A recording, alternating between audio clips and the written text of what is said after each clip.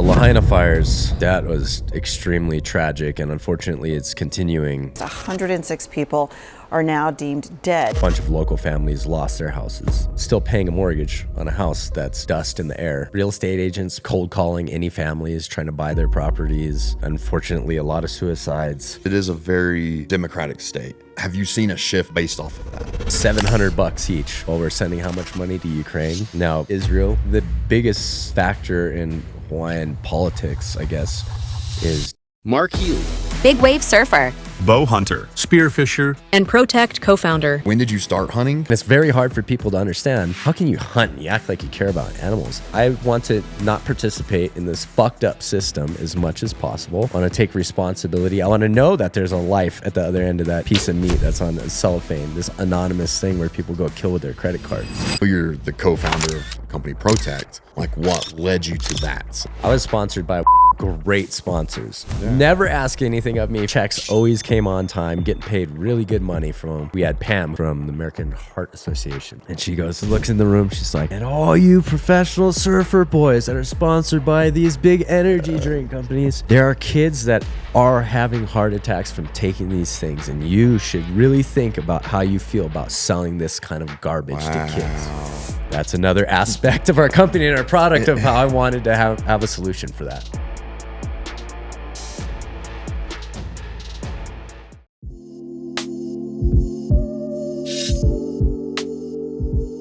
Mark Healey, thank you for being the first inaugural guest for the Truth Serum Podcast. I've gotten to spend a couple days with you here, but I'm excited to get to know more about you and talk about your interesting life. Thanks. I'm honored to be the first guest. We're here in Big Sky, Montana. We've gotten to hang out for a couple of days, been at some events, and as fate would have it, I get to be on here first. We've already gotten to talk about so many things in the last few days that I had to check myself on and just say, like, okay, cool. Let's pause that conversation because it's something I really want to learn more about publicly. Like, I want to learn it at the same time as everybody else because I'm still kind of getting to know you. You know, I've known who you are for a couple of years now, but I just met you a few days ago, and we've already dove in and learned so much about you. And I'm like, man, I wish I wouldn't have asked that because it would have been really cool to have heard you say that for the first time. Well, the good thing is I've hit my head a lot of times, so I probably don't even remember the conversation at this point. So we were talking about that too. Yeah, outside of hunting and traumatic brain injuries, we don't have a lot in common because you're extremely athletic and adventurous, and I'm none of those things. But that's another thing we do have in common. And on that, something I'm particularly interested in, working with Max Holloway, I've spent time in Hawaii, and I've learned a lot about haole and what that means, both good and bad, and what it's like for a haole or a like me to be in Hawaii. Which, if no one's been to Hawaii, they can't understand when I say this. I've been and seen 44 countries. And when people ask me what my favorite country I've been to is, I tell them Hawaii. And they always give you weird looks, or they'll be like, that's a state. I'm like, have you ever been? Because if you go, you realize it's a country of its own. Like that somehow we call it a state, but it's all on its own. There's no place on earth like Hawaii. So as a mainlander, you just think of it as paradise, and there's some of the most amazing people on earth, but you're not always welcome as a haole, especially depending on, as Max told me, what kind of haole you are. So I'm really interested in your upbringing. So how that came to be, like, how did you end up in Hawaii and what that was like being a haole born and raised in Hawaii? So to give it like a little context, the Hawaiian Islands are the most isolated island chain on the planet. The Pacific Ocean is the biggest feature on our planet. Even when we say things like the mainland, meaning like the continental United States, Hawaii doesn't even share a continental plate with North America. It was its own independent kingdom since being discovered by the Polynesians. the first Hawaiians to settle there. So it has a really interesting history. It's a very important place. It was an important place for restocking ships during the whaling years, where whale was our fuel, the planet's fuel, pushing industrialization and everything. So it was almost like if you think of some place in the Middle East as far as energy is concerned. So Hawaii's had this history. It was, I mean, I'm not one of those people who's like wants to bash on the United States all the time. I think we're very fortunate to live in the country, but Hawaii is a stolen kingdom, like by all intents and purposes. Like you cannot make an argument against that. So obviously there's going to be some animosity towards outsiders, foreigners that have come. There's a lot of like Japanese, Chinese, Filipino, Portuguese. So there's a lot of different foreigners. It really is a melting pot of all different kinds of races, ethnicities.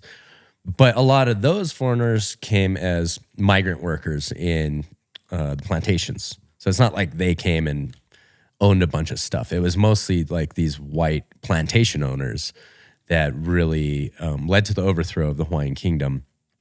That's an interesting history, and kind of swindled a lot of people. So obviously, you know, as stereotypes go and prejudice goes, you know, you get the shit end of that stick.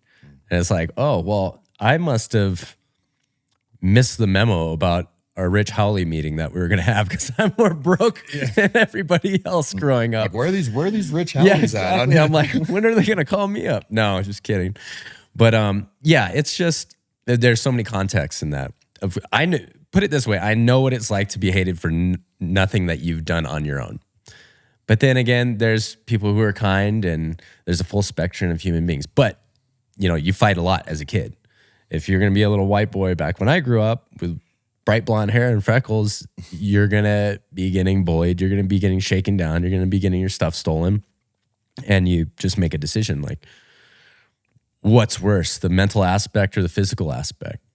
Because once you stand up for yourself a couple of times, you realize you don't have to be the toughest guy. You don't even have to win. You just have to be the least easy target.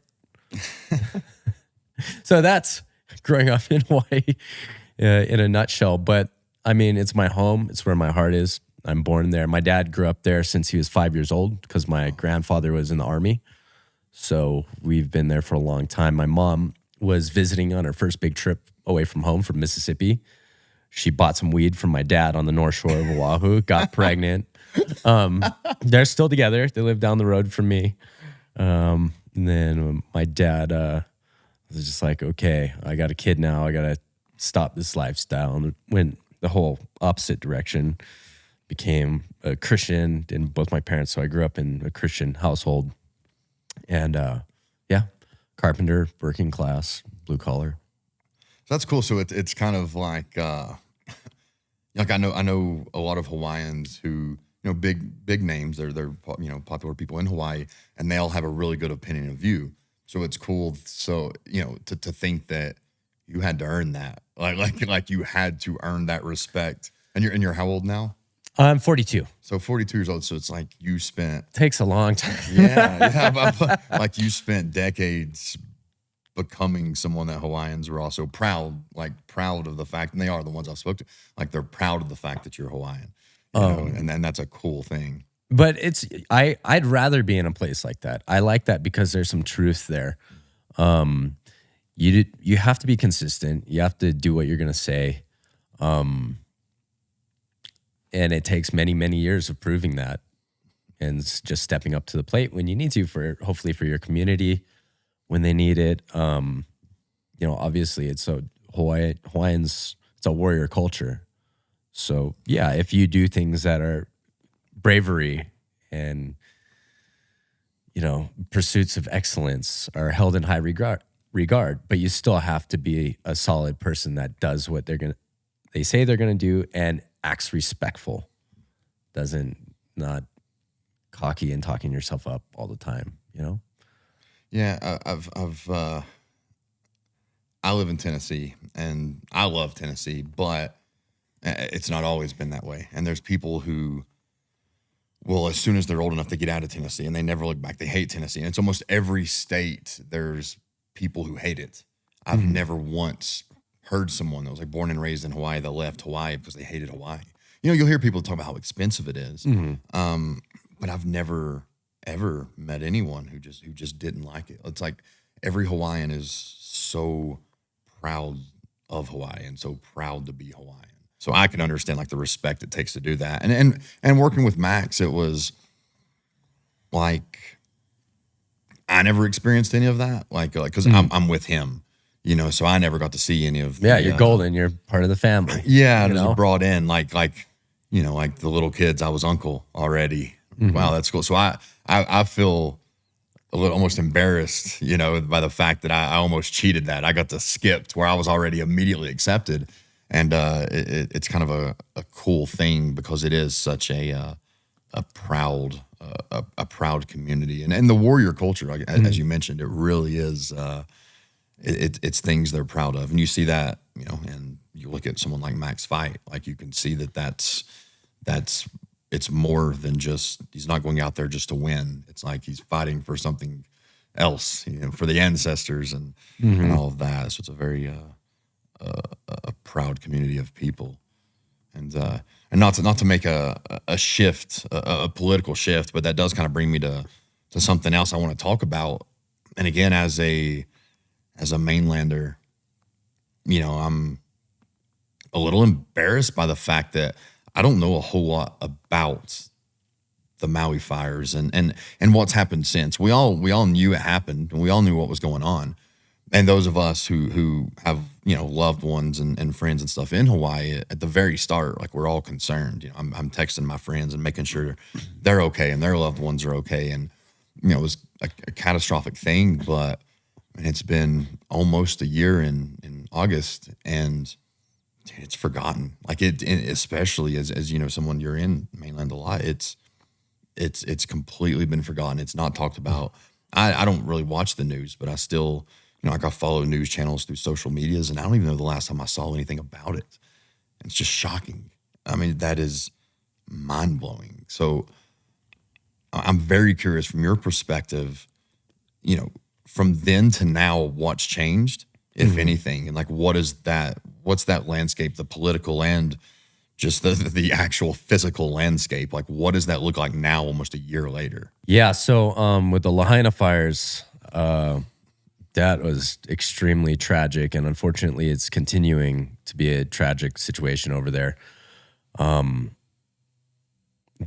I guess I'd give the current events as far as I know them. There's a lot more details, a lot more things going on, but I think 17,000 people got displaced. A lot of people, because I remember that was the calculation for the meal counts right after it started. But you have one of the most expensive places in the world to live and raise a family. A bunch of local families lost their houses. They're probably, a lot of them, barely making their mortgage payments as is. So now they're still paying a mortgage on a house that's dust in the air. They're not allowed to build on their properties because it's an EPA thing. And usually they won't clear the property to be built on for at least 2 years after there's fires like this. So that's when like the vultures fly in, because they're like, how long can people keep this up before they have to sell their property? So that's a factor. Another factor was, you know, people coming in. Real estate agents were just cold calling any families trying to buy their properties. Unfortunately, a lot of suicides. And this is a problem that's going to be for many years. Like the echo and ripple effect of this is going to be for decades, to be honest. And so people are still struggling. They still need help. You know, we're sending all this money for bombs to go kill people that we've never met overseas, but we can't help people right there. And I think, you know, there's a lot of conspiracy theories about how the fire started. I don't really buy into any of those. I know what the wind was like that day. If you got a fire that gets out of control, and it's gusting 70 and it's dry as can be because the brush hasn't been maintained correctly. and fire can go quick. And there's actually a lady whose family is generationally from Lahaina. She was telling me a bit of the history of the area and how there's a Hawaiian name for that exact wind, and it's burnt Lahaina town down 3 times in history. That was the 3rd time, I guess. Wow. So it funnels out of that like Iao Valley or one of the adjacent valleys to Iao. And when it does that and a spark happens, it just, everything goes up. But what was crazy was they just sealed those people in there.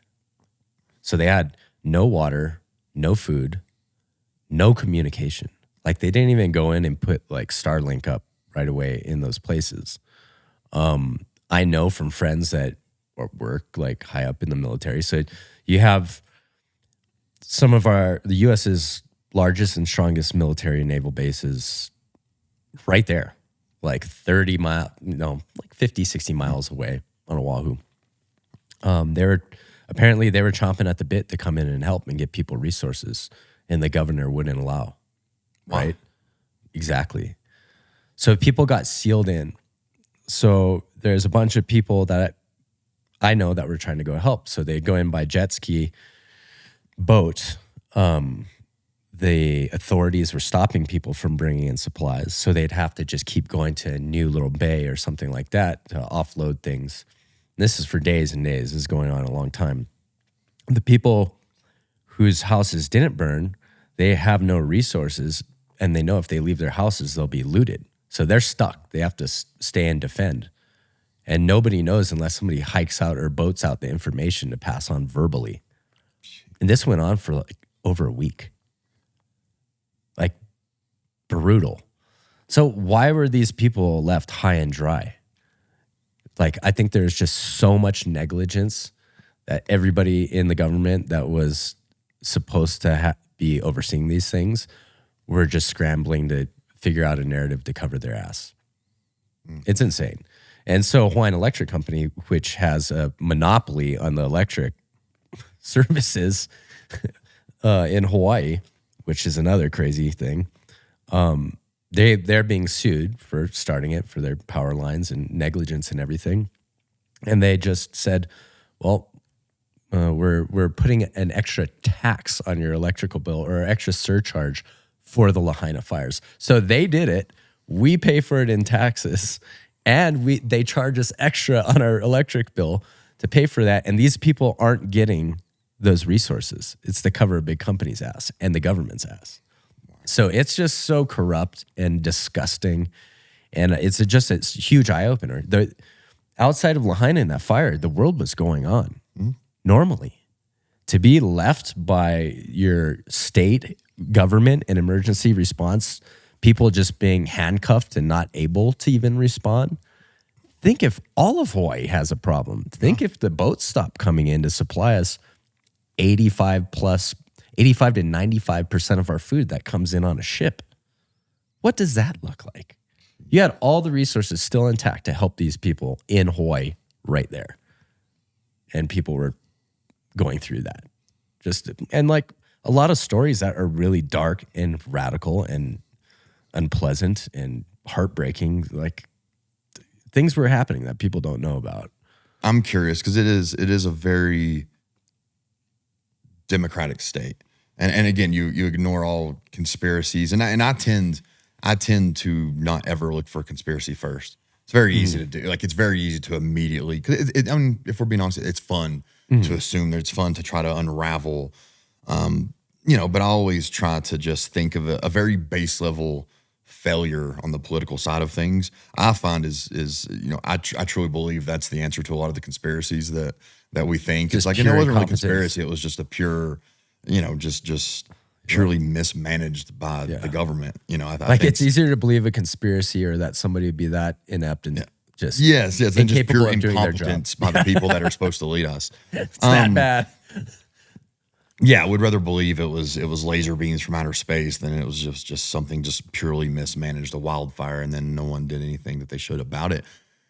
But like with that in mind, and and how it's seen and the unknown. Like, have you seen like the political tides shifted at all, or how is that?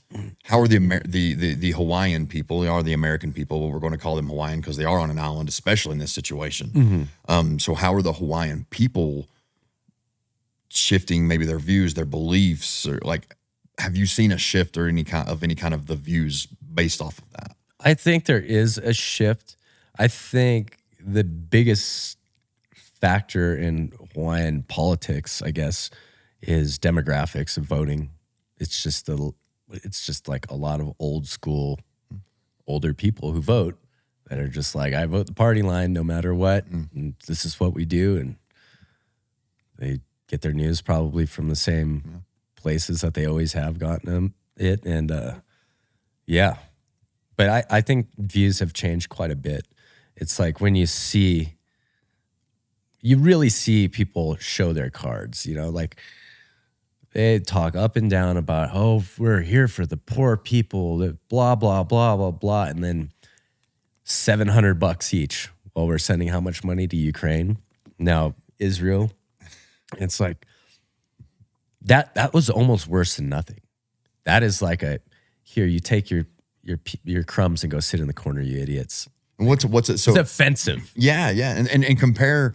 So for comparison, maybe for people, what in Hawaii, using like average costs of things, like what does $700 get you in something? Like in these groceries or anything, like how minimal is $700? Like, explain that. Okay, so Hawaii, every family is going to shop at Costco for their main stuff because that's just get things at scale, cheaper price. I would say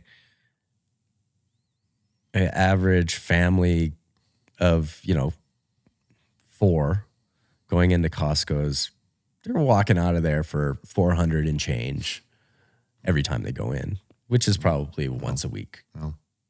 So here's 2 weeks of groceries that you don't even have a refrigerator to put them in. Yeah. It's not even that. And yeah, I'm sure there's red tape. I'm sure it's not as simple as, I'm sure the answer isn't as simple as we just don't want to send anymore. I mean, it might be, but it's like, I'm sure there's some red tape there somewhere. But the fact of the matter is, red tape can be removed when they want it to be removed. Oh, yeah. It happens all the time. Oh, so Boeing, Lockheed Martin, they don't have to deal with too much red tape. Absolutely. The common man, like plenty of red tape. Absolutely. You hear all these reasons, like, well, there's budgeting issues. You can't find a way. Like, you guys print money. It's like you can't find, and here's the thing. They literally, they don't even print it. Yeah. They just press a button. Yeah. Yeah, more money. That's why our dollars don't go as far. Yeah, they do that a lot. And we're all paying taxes, and none of us want to pay taxes. But if you could give me like an itemized bill on my taxes and let me choose where that tax money is going to, and you're like, hey, your taxes went up a little bit, but this is what we're doing in Hawaii. Yeah, I think exactly. most Americans would be like, okay, fair enough. That makes sense. They're Americans. I mean, I almost wonder how much of that is, again, where Hawaii is almost seen as like this disconnected paradise from the mainland. Like, I wonder how much of it's our fault as mainlanders, and that we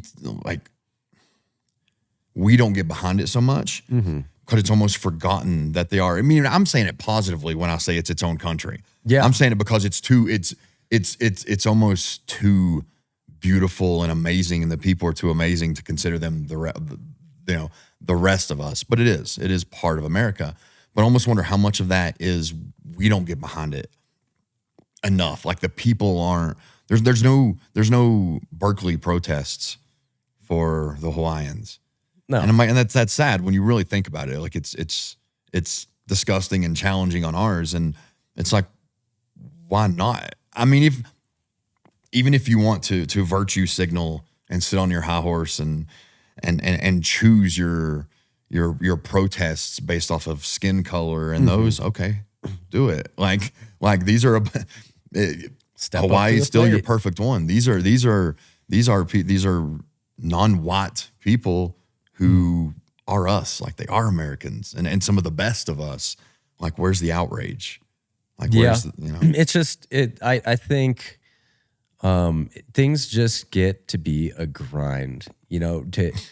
People want to react. People want that virtue signaling, but the brutal, long, boring, tedious recovery process of any complicated situation, most people don't have the stomach for, unless you're very close to it. You know,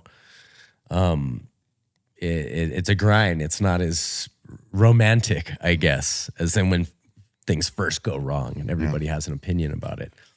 When it's pop culture, when it's cool to change your profile photo. But that's like, that's one of the things that, you know, I really wanted to find a way to help. And it was so hard to help at the beginning because the needs were changing so fast. Because like one container of something makes it to the people and they're like, okay, stop sending any more clothes. We need generators. We need like gasoline. We need this or that. And so it was hard to keep up with and figure out a way to get in there and help. So my buddy, Jake Muse, who runs Maui Nui Venison, so it's like the only truly wild harvested venison, wild game in the United States, because that's illegal to do in the continental U.S. Hawaii, there's all these deer on Maui, Molokai, and Lanai, and so because they're non-native, he's able to go and get USDA approved meat. So he has this company and charges really good money for it because it's the most healthy, delicious red meat on earth.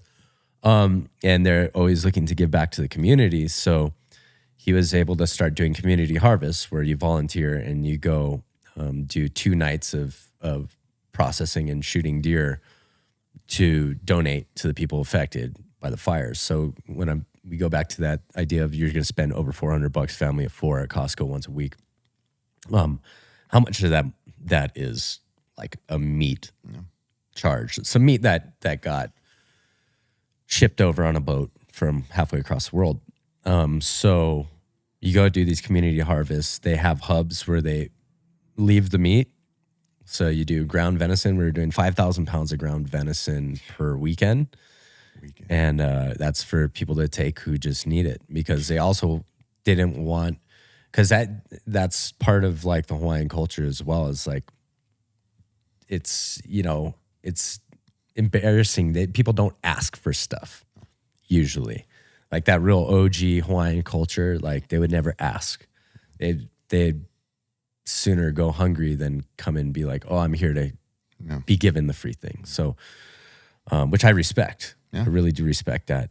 And so he made the hubs in strategic places, and it's like, hey, you can decide to come at an hour when you don't think anybody's going to be around. You don't got to deal with it, and just take as much as you need. And so that was an amazing way to feel like you could give back to a base need.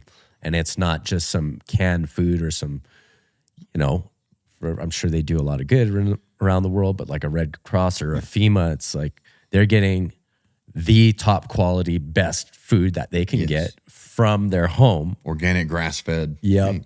Like it shows like you can find the solutions close to home as well. And it's a resource that needs to be balanced because of its effect on the landscape, the runoff and the reefs dying off, and water retention in the watershed. So it's a really unique situation where it's a net positive for everyone and everything involved. I'm a dietitian and work with some of the best athletes in the world. These people trust me with their health and performance, and it's up to me to make sure that they're taking advantage of everything they can to be at their best. And I feel the same way when it comes to the general population, because dads, moms, students, physical laborers, and busy professionals all need to do everything they can to perform at their best every single day. That's why I tell everyone I can that a great day starts with a good night's sleep. And when it comes to the best sleep, Tuft Needle has your back, quite literally. Their state-of-the-art mattresses are designed with adaptive foam to give you the perfect balance of support and comfort, whether you're recovering from a tough workout or just need a restful night to tackle the day ahead. They're so confident you'll love their mattresses that they offer a 100-night sleep trial. So if you're ready to upgrade your sleep, visit tuftandneedle.com and use code TruthSerum15. That's Truth_Serum15 to get 15% off and finally wake up feeling energized and ready for the day ahead. You touched on Hawaiians are very proud and they don't want to ask for handouts. They don't want to do that. But I wonder how much of that is because they don't really have to that much. because Hawaiians will step up for one another. So I think of that too, and I've made that comparison. If that happened in any other U.S. state, assuming they didn't get the help needed, the aid needed from the government, the local government, and the larger government, they're screwed because they're also not going to help each other out like Hawaiians will. Like they're not going to step up and help one another out like you see Hawaiians, and that is, and you know, I know Jake, and I'm familiar with Maui Nui and their mission, but it's like, how much have you seen Hawaiians stepping up and doing the best that they can during this? You know, there's obviously this gap between help from the government and help from all those people. So how much has that been? I want to say almost like a 9/11 situation. You know, it was kind of like after 9/11, it was like the most beautiful. I hate to say that, but it's true. It was almost like the most beautiful part of America in my life. I remember it when it happened. It was a horrible event, but it was like the most beautiful time after for Americans when like people got along the most and they stood up for each other and everyone was helping. It's like, how much of that have you seen in Hawaii? Like, well, no one else is coming to save us. We're just going to we're going to try to figure this out ourselves. It was very much like that. I think that'd be a good way to describe it. There's a lot of beauty that has come out of it. And it's made me a lot more confident because I'm like, oh, what would happen if we're out on our own? I was like, wow, we, as a community, Hawaii can really, really take care of each other. Just for an example, like the guys immediately, a bunch of the families and people from Molokai, they were filling up gas. It's probably like the most expensive gas in the United States on Molokai. It's in the middle of nowhere, you know, and these aren't rich people. They're probably buying like $7 a gallon plus gas and just filling cans and taking it over to the people on Maui and giving it to them. Like that's how it is kind of over there. When the community in Hawaii really needs to rally, it's like, I'll figure it out later, kind of take it, you need this. It's pretty cool. And I think there is a part of the community in Hawaii, especially the Hawaiian community, like the native, like Kanaka community, is in that they're like, hey, we've been on our own forever. We know how to take care of things. You know, we're not going to hold our breath. We know how this goes with the government. Yeah, and how much help have you seen from, or have the people seen from, like celebrities, local celebrities, people who own land? You know, we know, like everyone knows who's paid attention. Oprah owns land in Hawaii. The Rock owns a lot of land. How much help have you seen firsthand? Because you hear, you know, people saying like they're doing nothing and all that, but how much help have you seen coming from those people, or that you've heard of have actually come from those people? So that was like the Rock and Oprah's fundraiser. I forget the name of it, but they stood up a nonprofit, and everyone's like, you know, okay, really? Why are you asking us poor people for money when you got a bunch? But last I heard, the people that I've talked to that are really involved were like, they did an amazing job and it all got to good places. Because that was the other wild thing about this whole fire situation is people were standing up nonprofits, and all of a sudden they're like, oh my God, our GoFundMe or whatever has like $2 million in it. Now it's like, you need to find somebody who knows how to manage and disperse this money. And because now you got to worry. It's like, if it doesn't go with the right paperwork and everything out to the right people, I could go to jail for tax evasion or fraud. Yeah. So that was the whole thing that I didn't realize before. And so I was telling some friends over there, I was like, hey, you got to be careful. You got this money. Like, you have to professionally account for where it's going. But they're torn between the needs are immediate. We got to get it out. So it's very complicated. It's not as straightforward as you'd think to deal with all these things. You got good-hearted people trying to help, and the last thing they're thinking about the tax implications of this. Think they lose their house. Yeah, because they end up all over trying to help people. Money on taxes for like $2 million or something when they gave all the money away.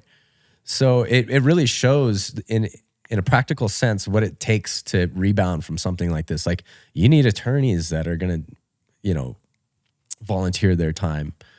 You know, CPAs. You need people of all different kind of skill sets to help out. And it's going to take a lot longer than people even realize. I think, like before I had kids and before I was married, you know, just to be honest, you tell me like, oh, you're displaced. what's that mean? Oh, you might have to go live in a tent somewhere. I'm like, okay, that's going to suck, but I can do it. Like, done, no big deal. In a lot of ways, it might be fun for me. I can't imagine living that life with my kids. And like, I can't imagine like how that would, in a lot of ways, traumatize and how that would set my kids up for the rest of their lives. And that's where people probably aren't thinking, like, when you're talking about, well, how many deaths, you know, or I mean, I've seen people talk about it when people have gone after people, like, why weren't you this passionate about Hawaii? Like, well, have you seen all the kids that are dying over in Israel and Palestine and Hamas is killed and all that mess over there, and they're trying to compare it to the kids that have lost their lives, which is a horrible, horrible thing. Yeah. But let's not act and sit here and pretend that there's not kids that will lose their lives potentially years later because of the things that are happening now.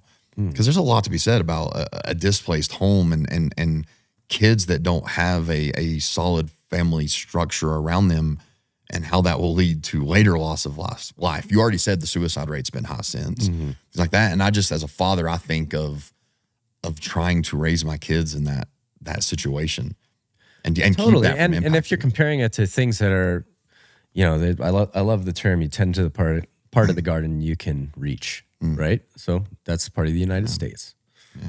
These are tax-paying citizens. So somebody put it really well. It's like, okay, are you a good parent? Are you a virtuous parent if you abandon your kid to go take care of a bunch of kids somewhere else? No. The virtuous thing is to take care of your responsibility first, because there's base responsibilities. And as a citizen of a United States and as government officials, you need to take care of your responsibility first before you start going. And we all know that going to all these places isn't about the people. It ain't about democracy. It's about making money and laundering money for a political elite who, in fact, are our enemies, probably the common American, more than anybody overseas.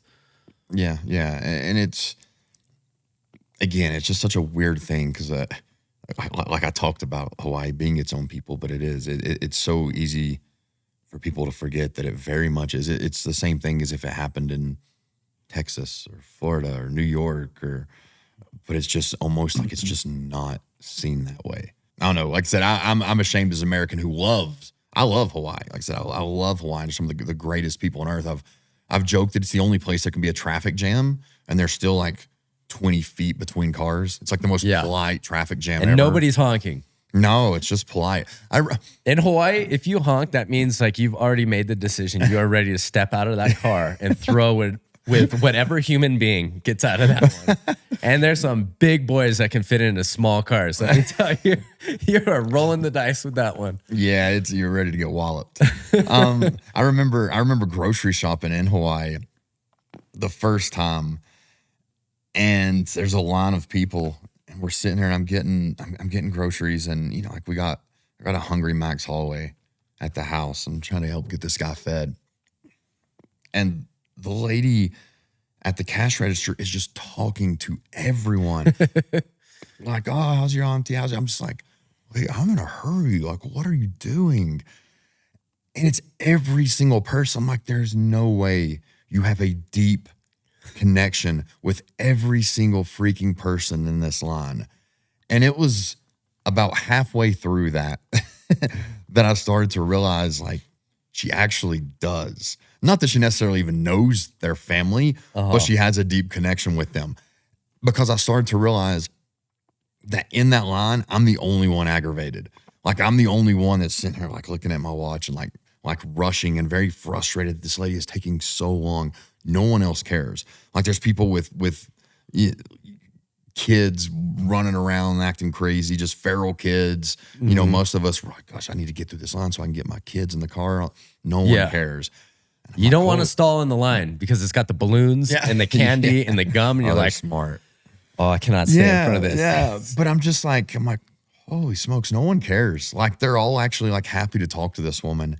And it was just such a cool thing for me, because I'm like, man, I'm sitting here rushing in a place that is not rushing like they were. And I started to learn that the more I spent time there, like traffic jams and everything, you know, you want to get over, someone's Yeah, like get over, no big deal. What is this? People place? are very there is a certain it's kind of like a beautiful dynamic that happens because it can be very raw. I mean, there are plenty of bad people in Hawaii too, but it has a certain civility that is, I guess, informed by the fact that it's a small place and there are very high odds you're going to run into that person again at some point. Or they're related to somebody you know or work with or work for. So I think people they can tend to choose their battles in a smarter way. Yeah. It's so different when I go to like Southern California or something. People can treat each other really shitty and just say and do awful things to each other just in typical daily interaction because they're anonymous. They feel safe. I'll never see that person again. This will have no effect on my future life by me shitting on this person or flipping them off in traffic or screaming my head off at them. That doesn't happen as much. Yeah, it's like any other state. If I introduce myself to someone's kid for the first time, I'm like, oh, hey, I can be polite, tell them hi. Like Hawaii's the only one that's like, oh, tell Uncle hello. I'm like, well, he just learned my name. Like I'm Uncle already. Like it's such a small tight knit. And speaking to go into another kind of community, and I like that you brought up Jake. And we could talk about Hawaii and the politics around that and everything all day, but I don't want to make this all a political narrative. But you did talk about Jake and what the hunting community, how that's come in to help. And I think that's really cool because it's another community that I think people don't expect that from as much. And the hunting community is such a tight-knit, small circle of people who are just a bunch of great people. They really are. And before the last few years, and I started meeting more people like yourself, I didn't really understand that there's a whole hunting community within Hawaii. Like I never paid attention to that. I was familiar with the fighting community and just the general community of Hawaii, but that's a super interesting thing to me. So you have like a very tight, close, good-hearted niche within another niche that's the same way.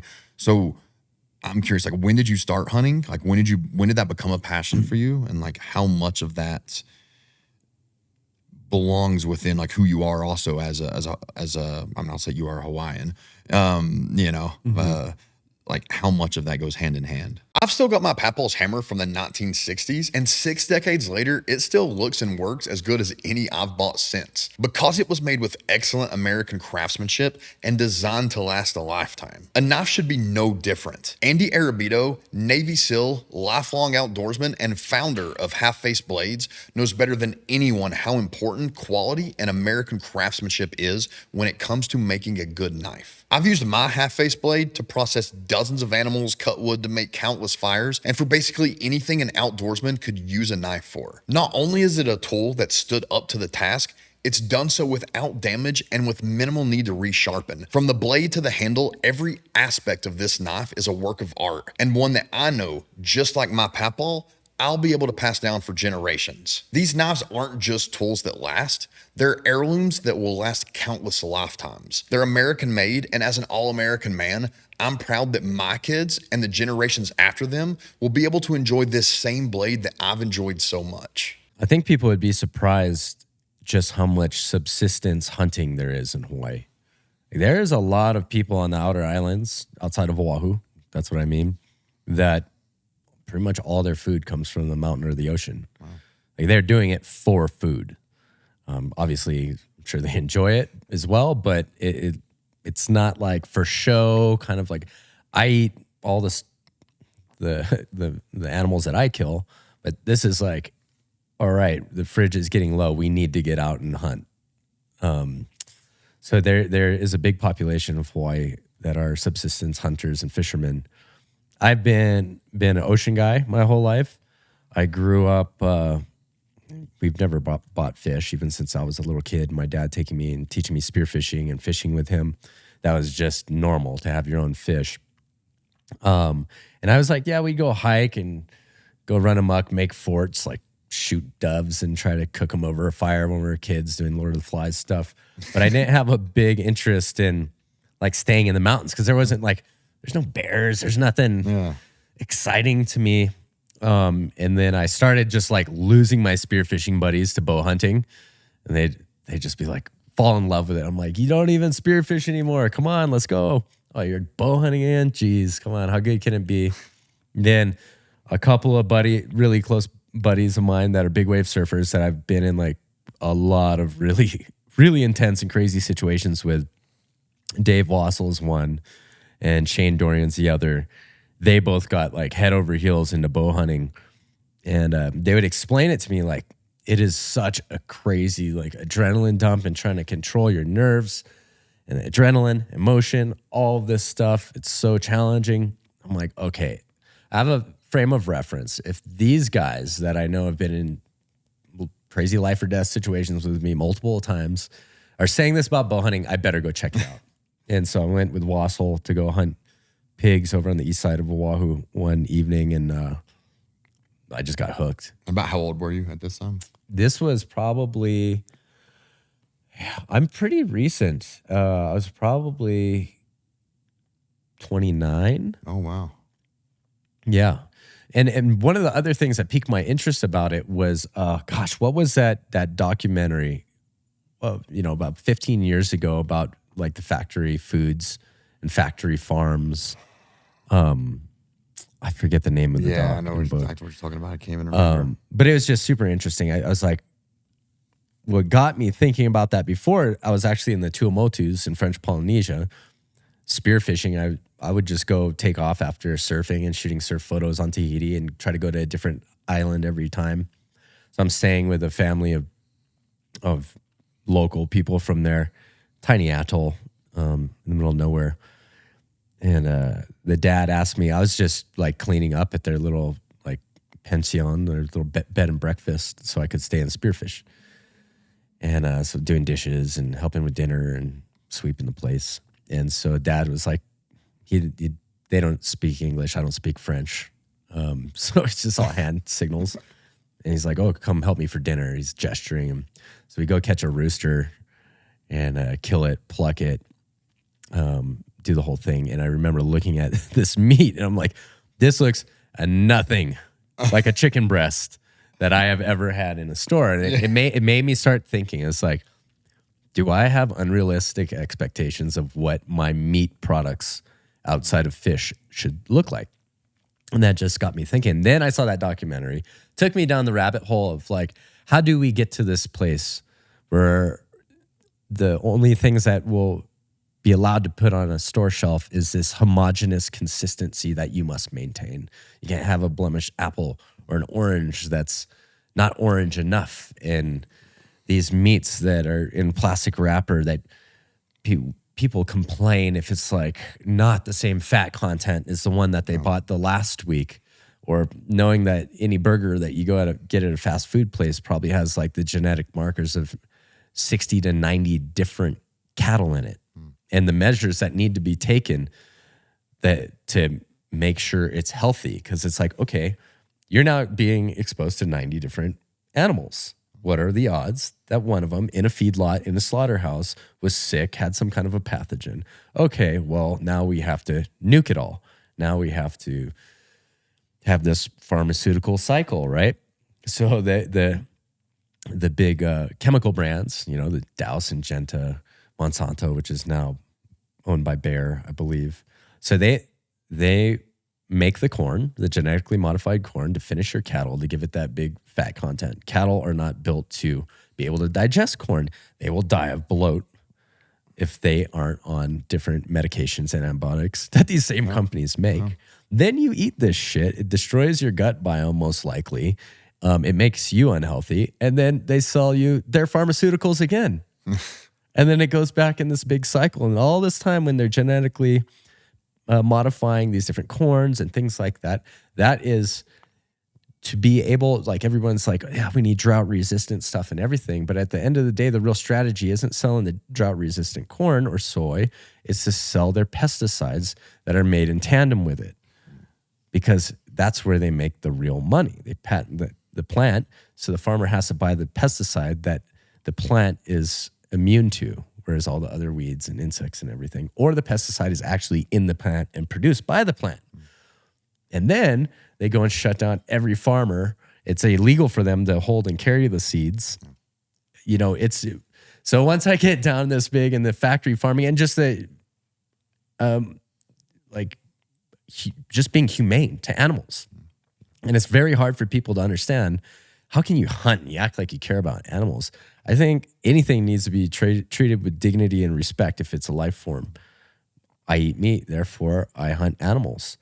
But that's what I also tell people. I'm like, I have nothing against it. Everybody has their own like shades of moral interpretation on things.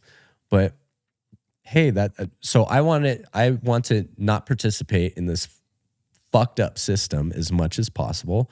I want to take responsibility. I want to know that there's a life at the other end of that piece of meat that's on cellophane, this anonymous thing where people go kill with their credit cards. Like, I want to be a participant in that. But then again, I was like, okay, so what's my other option? If I'm going to eat this protein, farm them, I can't kill something that trusts me. Yeah. I have no problem with my friends that farm and ranch and everything. It's all good. But if I have an animal that trusts me, I can't betray that trust and kill it. I feel too guilty. And that's just my thing. Yeah, I had friends growing up that would like name the pig that they were going to kill later. And even then I was like, how do you do that? I've never named a deer moments before. Dude, I still got 2 goats that they're both billies. They're wethers, they're castrated, but is it wethers? Is weather a castrated billy? I forget. But yeah, they're totally useless. And one came from a hunting snafu when he was first born. So I got stuck with him. I'm like, I either got to like kill this thing now or take it home. So been stuck with that guy for like 9 years in my yard destroying things. So for you, it really was like it was almost like a moral obligation. You saw it as like it's and I do that. I find that in myself too. It's like a moral obligation to hunt. Yes. That part of it is that. And part of it is to take control of your diet. And I have different opinions similar to you as when it comes to like food processing and stuff. Cause it's like, I want to peel back the layers and be like, well, why do they have to put that in our food? Like, why are they doing that? But then when there's a whole separate layer that I realize, well, most people don't hunt and most people don't care. What they care about is, I want a bigger chicken breast. I want it to look this color. I want it to stay in my fridge without expiring this long. I want my snacks to have this type of crunch, this type of color. So therefore, the only way for companies to profit off that is processing. Yes. So it's like on one hand, I don't self-reciprocating cycle between the consumer and the so on one hand, I don't fully buy into like they're doing it to make us sick and all this. I think that they're businesses who have to make money. And if you're going to make money, you're going to find ways to make money. And if that just happens to be at the detriment of someone's health, sorry, because this is also what you asked for. No one's got a gun to their head to make them eat it exactly. either. So it's like, this is also what you've asked for. Like, I tell people that all the time, like when people complain about food processing and such, I'm like, well, we created that monster. Like originally it was created around wartime and stuff, and it was created to help us. But I'm like, we're the ones who want bigger portions and tastier portions and more colorful portions. And we want it to stay on the shelves for longer before it expires. And we want it to fill us up and we want it to have these certain tastes. It's like, we asked for that. So when we ask for that, what do we get? It's this. But then hunting is a way for you to be able to control that. And it's like, okay, I can, if I have a problem with that, if I want to take that, if say maybe I don't trust it, cool. Well, I'm going to go do it myself. And there's so many hunters that is the inspiration for why they do it. And as a kid, I started when I was 9 years old, and it was like, I want to do this because all the other boys are doing it. Like this man at my parents' church, that was his thing. He would like teach the young kids at church how to hunt. And I'll be honest, I didn't really like at first. I wasn't comfortable with it. I wasn't comfortable taking a life. It's jarring at first. It's still jarring. And that's you put your hands in a hot animal. That's not like a fish. And because people see the smiling photo and they say, well, yeah, you're proud. I'm proud of myself. Like, because it took work. It did. It took sacrifice. I am proud of myself. And I'm not ashamed of that. But I do get a little sad every time. I still do. But it was like, I gave it up for years because I didn't love it enough to keep doing it.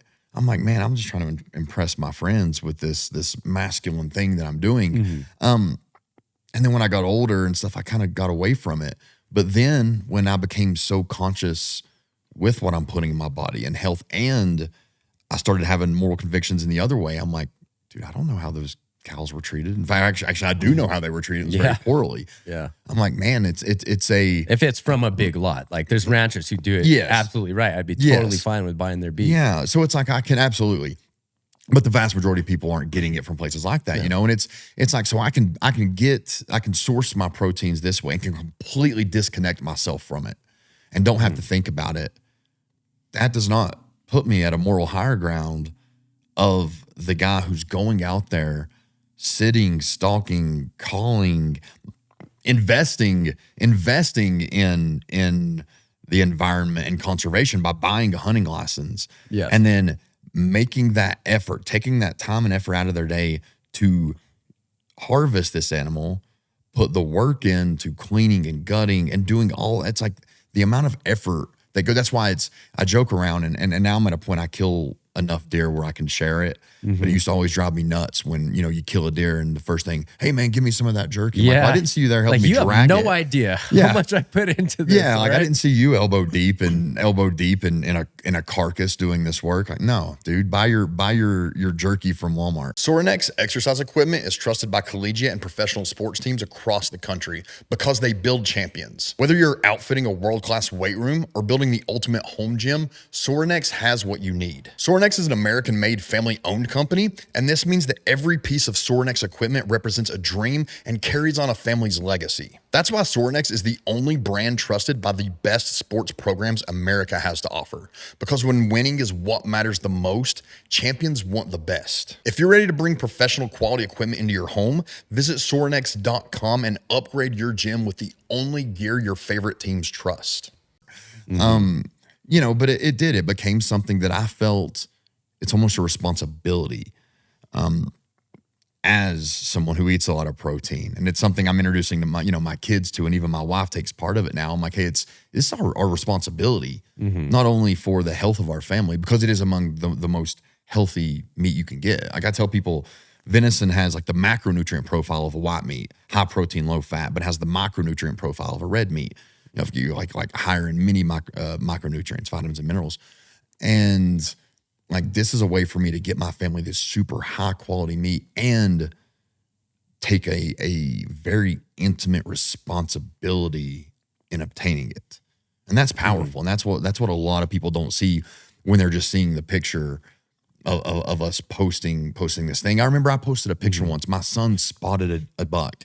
I thought he was lying and exaggerating, because kids are liars and exaggerators. Because we had heard a buck early in the morning right under our tree stand, and he's 4 at the time, and he had a cough, and there was a buck right under, just grunting like crazy. I'm like, oh, buddy, that's a buck, and all of a sudden, he coughs, and just I hear it take off, and he's like, I'm so sorry, Dad, that I scared off. I'm like, no, buddy, it's still around. I'm like, dude, we're never seeing that buck again. It's not happening.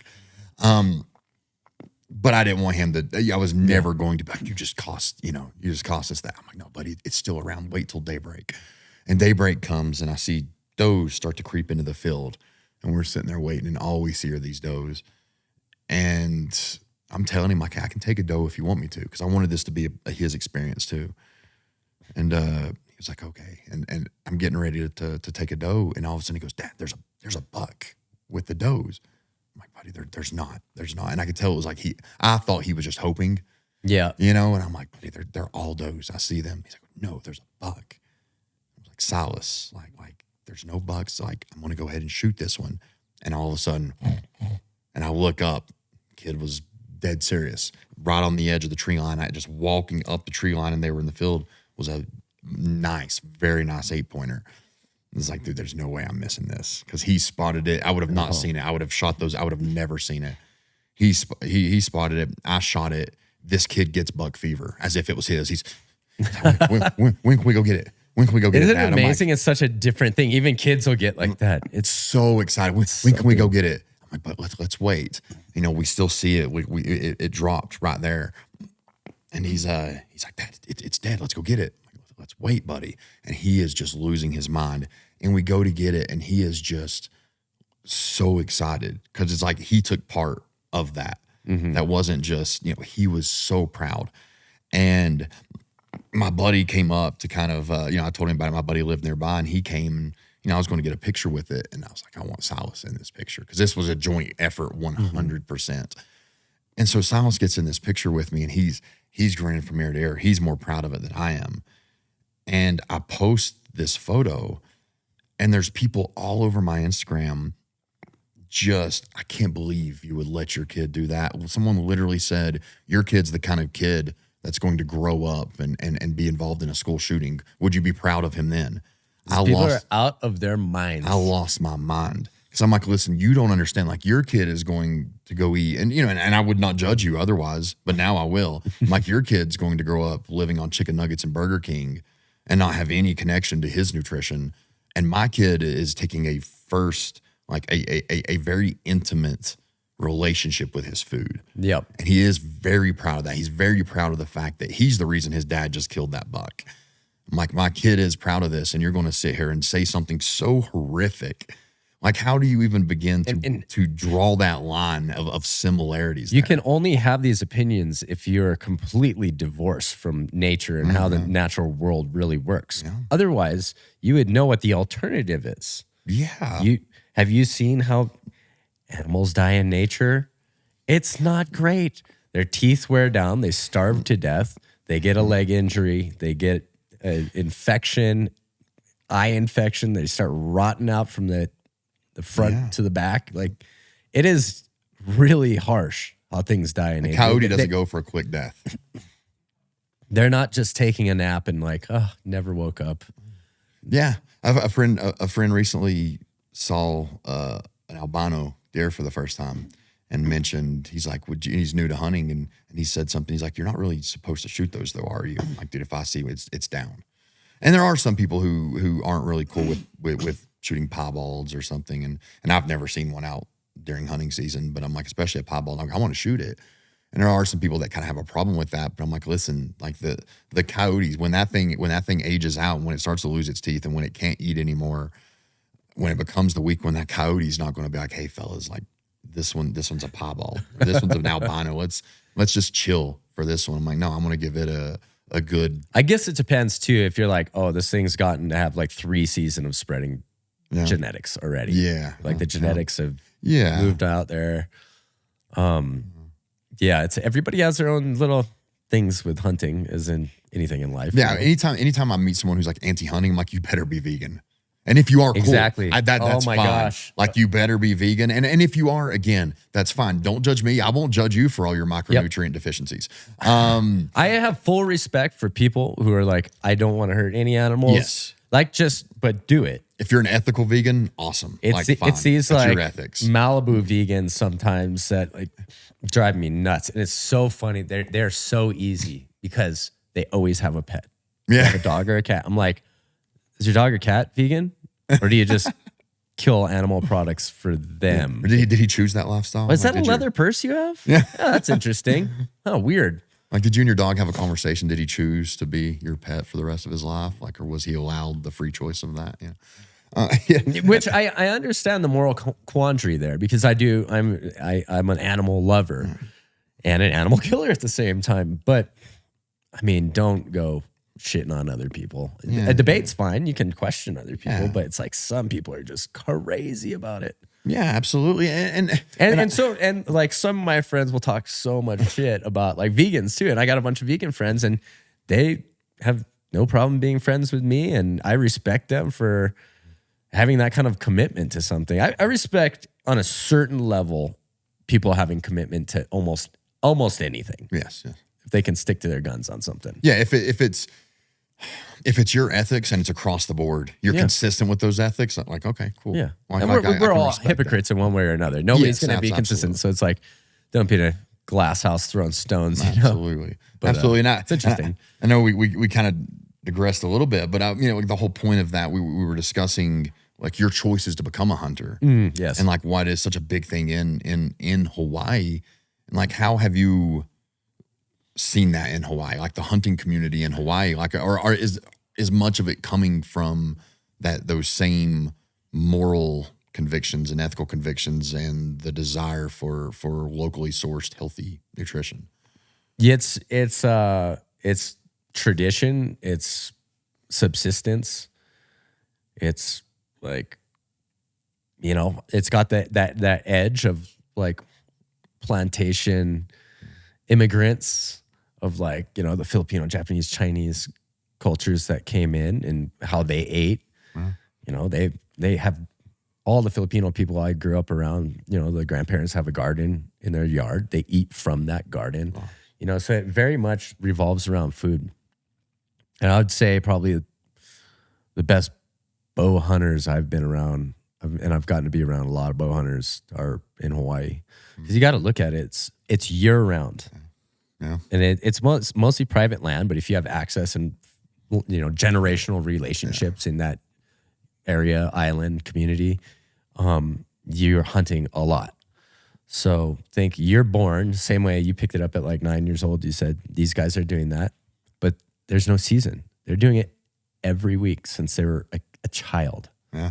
Since they were probably like 3 years old getting dragged along. So they've had so many repetitions on stalking, on knowing animal behavior, on shot placement and how an animal is going to react by reading its body language when it hears the bow, the split second before the arrow arrives. These guys are just, it's so interesting and fun because I look at something that I took up later on in life, around 29 years old. I'm like, I'm so much better than I used to be. And I regularly am successful and no problem getting meat, but I'm like, I will never catch up to some of these guys. They have a sense and a feel for this that's like part of their DNA from doing it their entire lifetime. Yeah. And they started off with the benefit of multiple generations of people who did the same thing, teaching them. Yeah. And I've never met a hunter with 100% success rate. No. Like if you've done it long enough, No. like that's the thing about it. Like every hunter misses. Every hunter has for sure has made mistakes or had seasons where they just did absolutely terrible. And that's kind of the beauty of it. Like it is a constant challenge. There's always something to get better at. There's something, you know, I know you dabble with some of the traditional stuff too. And I started using traditional bow a couple years ago and kind of that, it kind of came out of the fact that I live in Northeast Tennessee, Appalachia. We are crawling with deer. You know, it's not too difficult to get one within 20 yards from you. So it's like when you've been doing it so long, it does get to a point where it's like you really shouldn't miss. You shouldn't. Like it's so for me at that point, it was like, okay, I kind of miss going out there as the 9-year-old, 10-year-old, and 11-year-old where like I'm still getting like super nervous and I might miss. So I kind of like dialed back a little bit just to increase that challenge. You know, I remember when I went from rifle to compound, then now compound and traditional. And it's just to add that element. And it becomes a little bit of let's make this a little bit more fair for the animal, and it makes it more fun for me. And that's a big aspect of it. I know a lot of hunters are doing that. Like it's how can we find ways to again, I do think it's to honor the animal and to make this more of a challenge for myself and put myself in harder hunts and more challenging hunts. And man, it really is, again, that's something else we talk all day about hunting. It's just such a beautiful, whatever you want to call it, a sport, a lifestyle. I call it a lifestyle. I don't really call it a sport. I think it's a lifestyle because when you are a hunter, you dress like a hunter. Like you just look like you can tell someone's a hunter. You dress Totally. like it. It takes over a lot of your life. And like cutting those degrees of distances that you need to get to the animal to successfully kill one. You know, it's going to be like rifle, obviously, then compound bow, then traditional bow is going to require getting the closest. It forces you to learn the animal and become part of the environment and learn the environment more.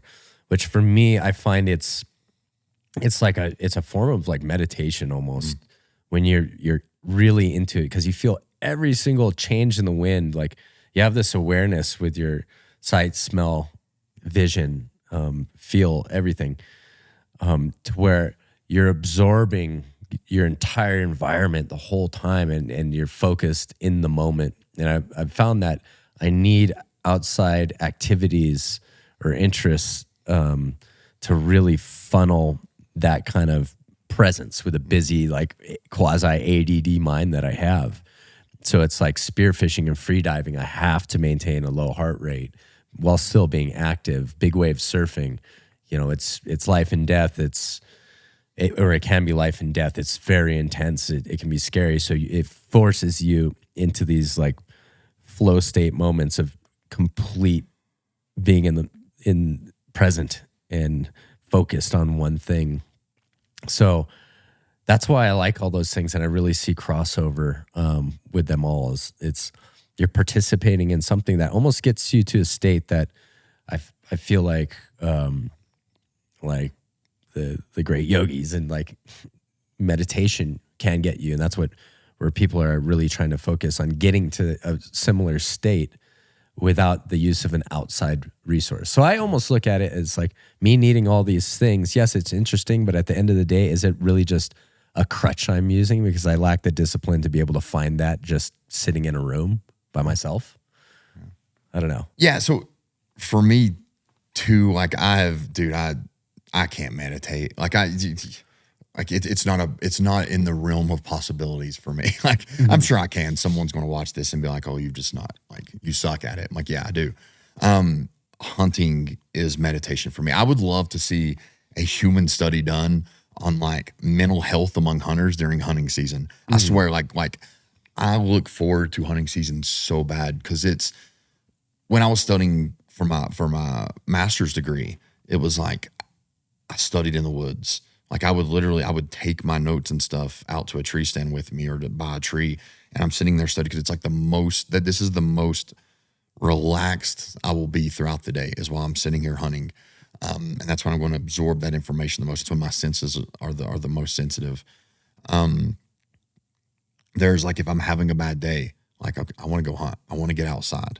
And if I don't see anything, that's fine because I'm outside. Like I am just such a happy person when I'm outside. And we know that. I mean, the science has showed that. We know the benefits of sunlight and soil and nature. And so I've always said, like, I would love to see like mental health studies around hunters. Because I swear, I feel like most hunters I know are just really happy people. I'm like, we spend a lot of time outside, and I swear, I think that there's some connection there. And I do know like a lot of what you chose and what you choose and what you do for a living draws back to those convictions and your desire to live a healthy lifestyle. Like everything you do is focused around nature or living a healthy lifestyle and drawing things back to the simplicity of that. And I know you're the co-founder of a company, Protekt, which is a sponsor of the podcast, and I've used several of their items, and the rest in particular for me is unreal. The best sleep supplement I've ever experienced. And I am curious a bit because we've not had this discussion. Like, what led you to that? So like how do you get into supplements? Yeah, so supplements came about. So myself and Tim Duba, who's CEO and the main co-founder, we both with a couple of other partners started this company, and it was primarily to be like, hey, we want to start something from scratch. We've been working on other people's projects our whole lives. Like, I want to follow our convictions of what we think is really needed, and to be able to do things the right way and have some pride about it and actually feel like you're bringing something to offer people, not just saying you have something new just to be able to say that, not like a fad. It's like, what do we need all the time that we can't get? And so one of the things is, an effective hydration. There's all these powders, and I was like always using these powders or effervescent tablets or whatever it is, and half of it settles to the bottom. If you forget it and leave it in your bottle, it smells like King Tut's tomb when you open it. Like a week later, a lot of times what would happen is in my packs, the packets of the powders would get kind of punctured, and because it's Hawaii or I'm going on surf trips, chasing big waves in other places that are humid, I pull the thing out and it's gone bad because it's got humidity in it. So there's just like a lot of problems with that. So it's like, can we do a liquid delivery system that absorbs more readily than a powder? You're getting everything. It's not just settling on the bottom. And you're not getting a ridiculous amount of sugar, So if I got a high output day, I'm going to be most likely we're definitely taking hydration at least a couple of times, a hydration supplement and a caffeine supplement because I like caffeine and like to get that motivation and focus later in the day, I'm going to hit some caffeine. So between all of that, that is a ton of sugar for the active side of things. And also it's usually, okay, I'm going to try to get less sugar. Then I got a powder, then I got a bottle of something, then I got a tab of something. And then I'm traveling and I don't want to take all those things. Like it needs to be easy. It needs to be convenient. It's like how they talk about knives or cameras. The best knife or the best camera you have is the one that you'll actually carry on you. Because other ones are no good. You get a giant, state-of-the-art $30,000 camera, but it's too bulky you end up shooting it all on your iPhone. So I wanted supplements to be that way. So no sugar, all sourced in the United States, manufactured in the United States. Veteran-owned company. I'm the only like non-veteran that's really involved on the entry level. So, it's very important for us to manufacture everything in the United States. And people told us we were crazy for doing that, but we're like, that's what we feel we need to do, and we're going to stick to it. And then COVID hit, and everybody got screwed who was making their stuff overseas. So we could have died in the cradle during COVID if our stuff didn't get manufactured in the United States. So I feel like when you follow your heart on these kind of things, it always comes back around. That's awesome. But then I did the energy liquid delivery supplement that we make. And that has caffeine derived from green organic coffee beans, and it has taurine as well. But a little story that I had that inspired this was I was sponsored by one of I won't say the exact name, but you can do the math on this, one of the top 2 big energy drink brands for many years as a professional surfer. And I would barely ever touch this stuff. There's so much bad garbage in those drinks. I wouldn't want it. And I get pallets sent to my house. I mean, from a business perspective, great sponsors. Never ask anything of me. Free jet ski every year to do big wave safety stuff. Checks always came on time, getting paid really good money from them. But I get these pellets, and actually, you probably know. It's one of Max's family, a great friend of mine. He loved them. Big Hawaiian, awesome guy. And as you're telling the story, I'm like, okay. Yeah, and he loved these drinks. And so he's like, I'll take them. So I'd give it to him, and he'd be super stoked. But then I'm like,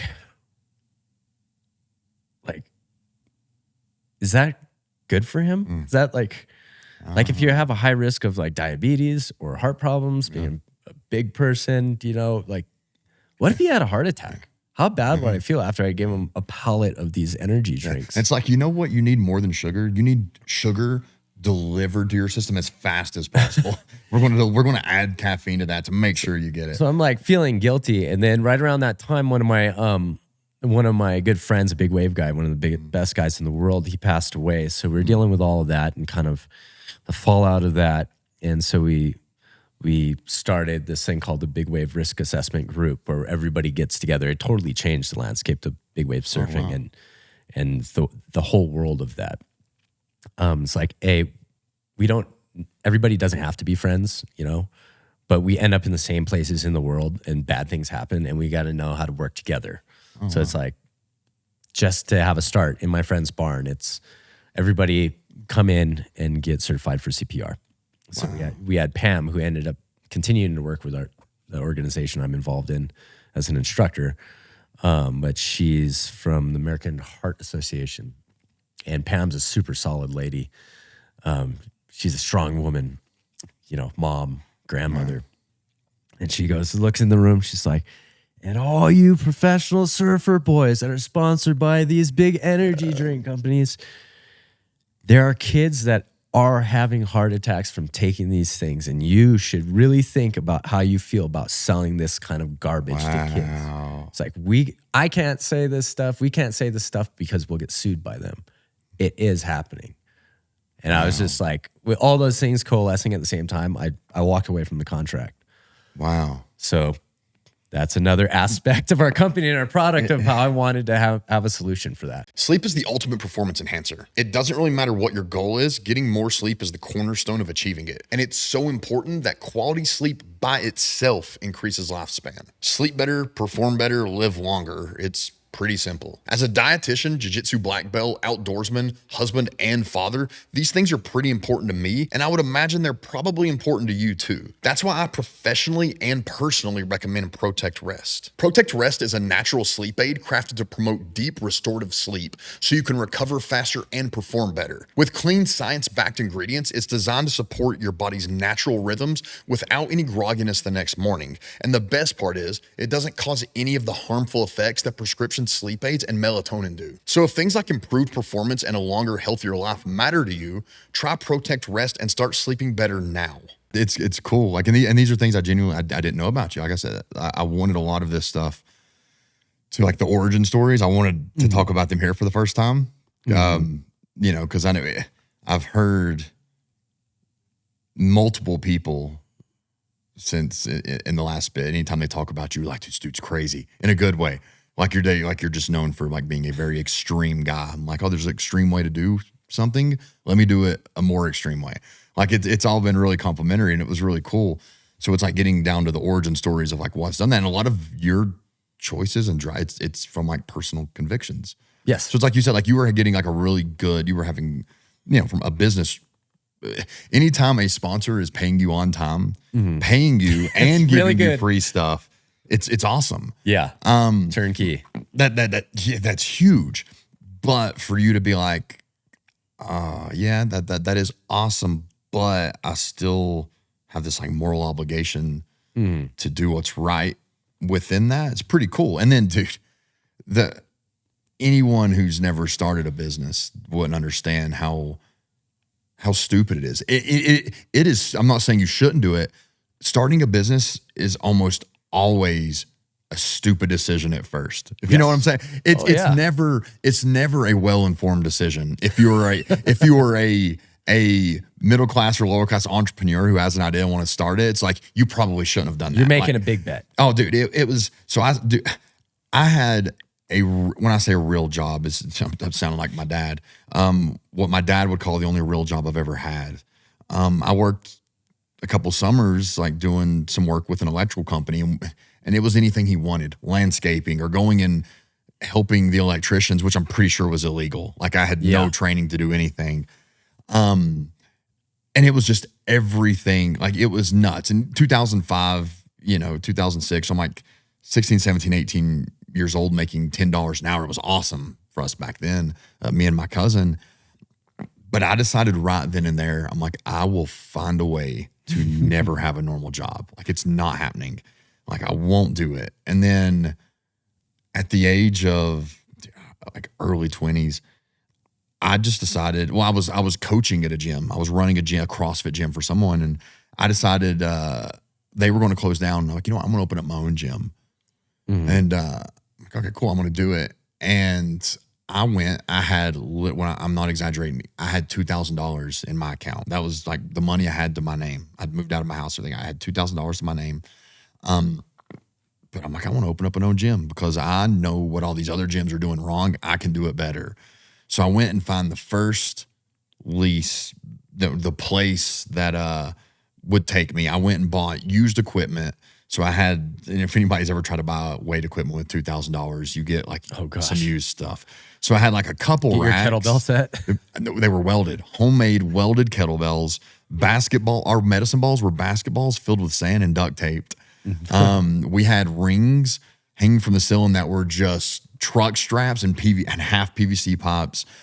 Old fire hoses that the local fire station had retired. Those were our battle ropes and stuff like this. And we did buddy carries, but I'm like, this is our stuff. And then I remember a really good, and dude, all this happened in a weekend. Like I went, the first building, I said, that would be a really good place for a gym. And one of my clients is one of the most successful businessmen in my area of Johnson City. And I remember, and he was a client. I told him, I was like, hey, this is what I'm done. We're starting Monday. Dude, I didn't know you were even looking to start your own gym. Like I wasn't. And he was like, well, do you have like money saved up for like the first couple of years? No, I just was hoping I'd get enough clients.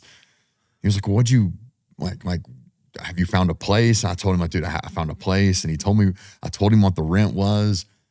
And he was like, well, how many months rent do you have saved up? I was like, none. Like I spent all my money on equipment. And he was like, I don't want to discourage you. He was like, but it's like, you went about this all wrong. I wish you would have told me all these and I would have tried to help you. And I've talked to him since then. I'm like, if I would have done that, what would you have said? He said, I would have told you not to do it. So I'm glad you didn't listen to me. So I had nowhere to live either because I had just moved out of my house and I didn't have a place to live. So I had this gym that I had to live in the attic for the first 2 years. No heat, no air, no windows. And I had to do that to make it work. And it worked. From month one, we got enough clients to be able to pay the bills. So it for some way, somehow it worked. But it was the dumbest, most irresponsible decision. But it was just driven off the fact that I'm like, I don't want a normal job. And I do know that I have I have a gift of helping people when it comes to fitness. Like, and I want to do that. None of the business structure, nothing about it made sense, but it worked because those personal convictions were so strong that I didn't have a plan B. Like the business stuff just kind of fell in place. I met people along the way that helped me with that. But it was like, I just already decided in my head and in my heart that this was going to work because I believe this is the way it should be done. Well, and that's how we're saying it's such a risk if you're like middle to lower income class, right? Because what are the assets that you have to bear in starting a business? It sure as hell isn't capital. So it's going to have to be a vision and grind. And you know what? It pulls a lot of more grind out of you. There's real consequences.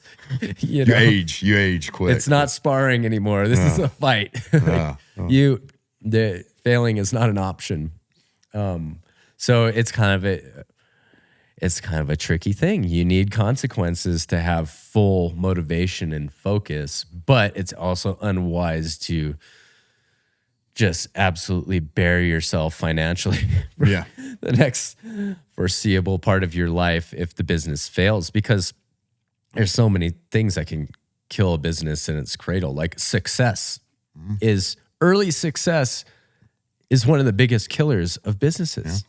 When you can't keep up with demand and you lose accounts and you have to take on capital at the last minute and all of a sudden you don't own your company. Now you work for somebody else who owns your company. And so I got to at least see all these pitfalls and be aware of them, dealing with all the brands and some of the startups that I dealt with in my career through professional surfing and, working with brands back at house and seeing empires get built and come crashing down. Yeah. And how would you say like now, like that's paid off, it's doing well. Protekt's obviously like they're doing well. Yes, we're going really fast. Yeah, like how proud are you of that? Like and what it's doing now, and tell us a bit about like I'm proud of it, but like this is I don't know if it's a good trait or a bad trait, but it's like what a lot of my friends will tell me is I'm like incapable of looking backwards and appreciating. I'm like such a forward looker. Yeah. And instead of celebrating wins, I'm like, how could we have done that better? Which is like, I have to be careful. I'm fine with being like that because I just want to be better. I want to move forward. But it's like, you got to watch out when you're that personality type because you don't want to put that on other people because then they might not think and break things down the same way you do. And it just comes off as like negative or nitpicky or things like that. But I'm not a dwell on the past kind of guy. I'm just like pushing forward. So I'm like, I know the plan and potential. I know that we have something that is honestly better. So I can talk about it. I can't just make up a story if I didn't believe that it honestly is the best hydration product on the market, the best sleep product that I've ever used, and the healthiest and the easiest to use and maintain a routine that's healthy. Yeah. like that gives me the freedom to believe in it and see where this can go. Yeah, and I'm a trier. When I say like I'm a trier, I'll give things a shot, but I am a very cynical when it comes to supplements. Yes, which is awesome. yeah, it's a business. Like anything else. Like I was talking about, like with a lot of the food business. I don't really think they're trying to mess with you. I just think they're trying to make a lot of money, and that's first and foremost. That's all they care about. Supplements are the same way. Like most supplement companies, they found a way. I'm like, hey, you know what? We can make a lot of money fulfilling this need. They don't start it from we can help a lot of people fulfilling this need, and then maybe we make a lot of money doing it. And what I think is you make more money when you do it that way because it works. Because what a lot of people don't realize, there's a lot of supplements that over the course of their lifespan have been banned. They have to go back. They have to, the thing in it that made it really work, there was a lot of consequences to that. So now they got to reformulate it, take out that thing, and then keep putting it out and kind of reinventing their supplement. And they have to reinvent their supplement lines and change everything. And so to start with a conviction to just have, United States sourced quality supplements, I think that is a greater path to success. And it's man, I did a sleep study, just because I'm a trier. I always want to figure out what's going on. I sleep pretty good, but I wanted to figure out how to sleep perfect or sleep as good as possible. And I was messing with the sleep study guy. I did it for 2 months, and I would take rest on some days, and I wouldn't on the other days. But I didn't mark it. Like I purposely didn't tell him like the days that I did, and he was like, "What's the difference on these days? Like, did you have alcohol on these days? Because it was the days I didn't take it. They still weren't horrible, but he was like, there's a noticeable difference." And after like the first month, I told him, I was like, "Well, dude, the only difference is I took this little satchel and did that because they come in these little gel satchels, and that was it. It was the only difference." And it was such a difference. He thought I was like drinking on the days I wasn't taking it before bed. So I thought that was cool because it's like I knew that I felt better when I woke up, but to be able to like see the data and have and to trick a medical, an expert in sleep, to trick him a little bit with it, who had, he had no confirmation bias to it. He didn't know I was taking anything. Oh, wow. So that was pretty cool. And it's, that's when you know something works. And supplements, I get asked all the time, people are like, what supplement should I take? I'm like, what should you take? Like, the inherent need of a supplement is to supplement what you're already doing. I struggle to tell anyone they need any supplement. We made it pretty far as a humanity without needing any of that, but we have changed. Our lifestyles have changed. We now put ourselves in positions that need often help to get us to a net balance, to get us there. It's like, you don't need a sleep supplement, but you need to sleep good. And to sleep good, you need these perfect scenarios a lot of times. Like you got to cut your caffeine off at this point. You need to maybe eat a lighter meal. You have to do this. You need to be in a pitch black room. You need to lower the degrees of your house a little bit. Like there's all these perfect scenarios for like perfect sleep. It's like, we can't do that. So therefore, we can take a natural, healthy, high quality sleep supplement to help us like cheat the system a little bit and sleep better. But with that, a lot of times sleep supplements, and I know there's different supplements out there, but I'm focused on sleep because sleep supplements can be awful, like absolutely terrible. Oh, melatonin. When you throw melatonin in there, and people are so used to melatonin, like that's like the sleep thing. Like, well, they give melatonin to kids. Yes, that seems like the worst idea ever. Yes, and then people are like, well, I take melatonin. I'm like, well, stop. Like, first off, let's reverse that. My body just knew when I took it. I felt so bad and couldn't wake up the rest of the day. Put me down for 5 hours. That's it. Then I wake up zombie mode and just feel terrible. And then I have a harder night sleeping without it. The following night, it's just, it's gross stuff. And that's kind of like the ethos of our brand. We're not trying to come and trick you with some new novel term that we made up as proprietary. Yeah. These we're hoping that we're giving you something clean and effective to set up a healthy habit for you to be able to make your life better, for you to function and become better. At the end of the day, it's on you. There's no magic pill that you're going to take. Nobody's going to do that for you. We just want to give people the very basic tools. It's kind of like talking about the Lahaina fires. It's like, what do you need first? If there's so much politics. It's like this, that, the other. People need to eat food. Yeah. So it's like people need to rest. People need to stay hydrated. Then they can worry about other things. They can focus better. They can go get after their lives. But we're not coming in acting like we're the Messiah, like some of these supplement brands, because I always thought it was like especially dirty being a dishonest supplement brand. I feel like it's akin to scamming the elderly with phone calls or something, because it's people who are honestly, they're making an effort to better themselves, to feel better, and you're being dishonest to them.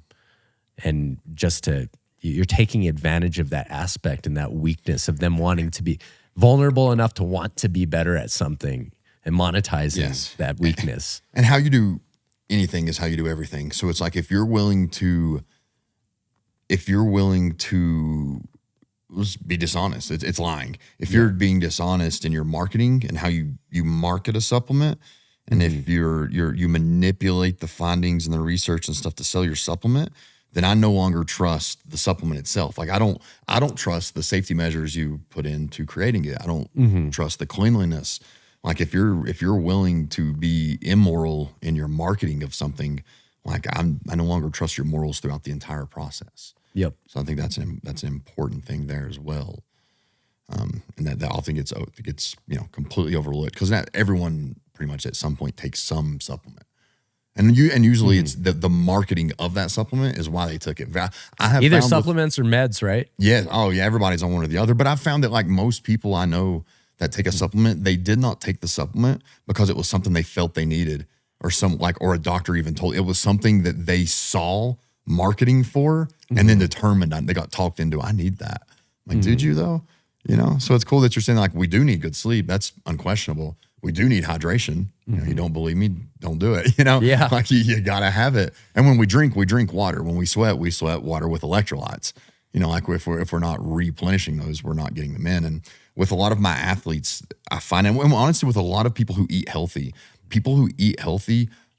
are often so under on sodium consumption because when we go from eating like hyper palatable, high processed packaged foods, we're getting a lot of sodium with those. When we go to eating a primary like meat, fruits, vegetables, nuts, seeds, potatoes, rice, oats, those kind of things, they're very low sodium.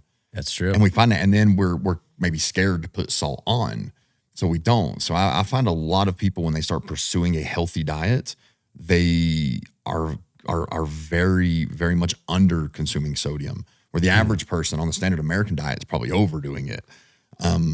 The average person who's eating healthy tends to underdo it. So being able to take electrolytes in a supplement form is a really good way to get that in. And that way too, electrolytes aren't just sodium, so it's guaranteeing it's not as easy as just add salt to your food. Well, that's not necessarily balancing everything that I need. So it's where that's a good way to get those electrolytes in. Yeah. And if I don't have my electrolytes, minerals, I don't retain water at all. I've always been that way. I drink a cup of water. If it's just straight water, it's out of my body within 20 minutes, half hour usually. It's gone. Yeah. The same amount that went in feels like it's the same amount that went out. And I noticed this when we'd live on islands in Fiji, like uninhabited islands for like months or a month at a time. And so there's no fresh water. You bring water, but you have to boil it and make tea with it because if you make tea, then you have like a little treat and it disguises the true color of the water that you brought and sterilize it. So you drink coconuts. And I was like, oh my gosh, I pee so much less when I'm drinking real coconuts. I'm not talking about coconut water. It's a totally different effect my body feels when I'm drinking a real coconut or anything else. But our hydration is the next closest thing. It's second place to me in how I feel myself like retain the water when I drink it. Next to coconuts, like actual coconuts. Coconut water ones, I don't have that effect. Yeah, it's it's a completely different thing. There's people I've had clients and stuff and people that they struggle with It's like nighttime incontinence, or they're constantly getting up to pee in the middle of the night and stuff. Especially if it's a very active person that eats healthy. I'm like, hey, let's increase your sodium, or let's take an electrolyte supplement. Like halfway throughout the day. And what that is they're pounding water, because healthy people, we know you're supposed to drink a lot of water, but they're a little low on their electrolytes, so their body's not holding it. So they're having to wake up to pee in the middle of the night, and just by increasing their electrolytes, it then you get better sleep. Problem. Absolutely. There you go. It's all cyclical. And man, honestly, we could, like, I feel like I'm cheating myself and anyone watching by ending this, because like we could talk about a million different things, and fortunately you live in the most amazing place on earth, so it would not be hard to talk me into doing more of these interviews. But we are in Big Sky, and we're at the Total Archery Challenge, so there's a lot to do, and at some point we're going to go shoot a bunch of 3D targets, and you're going to make me look stupid. Yeah. So I'm excited about that. So we got a lot to do. So I think that's a wrap for all that we can cover. But dude, I'm so glad I cut you short there were so many cool stories you started to tell in the last few days that, like, I was telling myself, don't forget to ask him about that. Don't forget to ask him, because it was, I was excited to learn, because I've known you through social media for years, but I only met you a few days ago. Through social media.